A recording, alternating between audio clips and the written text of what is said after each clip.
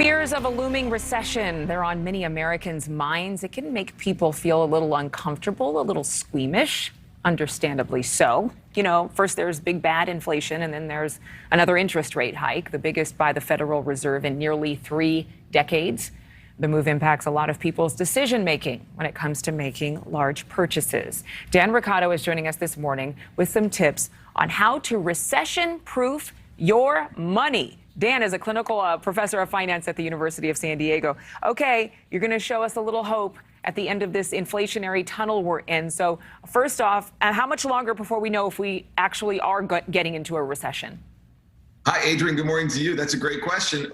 The interesting thing about a recession, Adrienne, is we don't know we're there until we look in the rearview mirror, right? Because technically a recession is defined as 2 consecutive quarters, 6 months, of negative economic growth, right? So we know we had one of those quarters already, but we're not sure about the one we're in now. So it's sort of a technical thing, but the reality is we're probably pretty close. And if we're not, the betting is that we may tip into a recession before year end.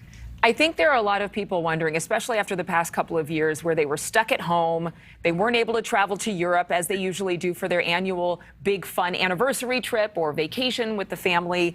And now it's like this big buzzkill where you're, you know, in one sense, a lot of economists are saying, hold on to your money, put your money in savings, don't buy anything fun.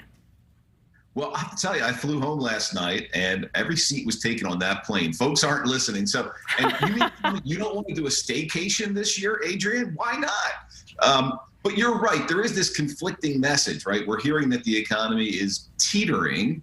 And a lot of us are feeling that. I don't want to minimize that. There are a lot of consumers out there still hurting because of the pandemic. But at the same time, you're right. There is this pent up demand. And that's the demand, by the way, Adrienne, that's causing this inflation, that along with the supply chain problems. And that's the inflation that's causing the Federal Reserve to raise interest rates, which historically has tipped us into a recession. So what should we do in the short term and in the long term to protect ourselves financially?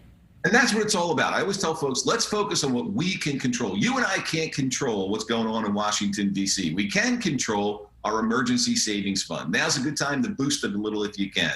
We can control how much credit card debt we have. And the reason why that's important, Adrienne, that interest on your credit card debt, well, guess what? That's one of the first interest rates that goes up. It's going to cost us more money. So if you can pay that down, do it now. Cut expenses. Every one of us has at least one subscription, I promise you, that we could probably get rid of and not this. Let's do it.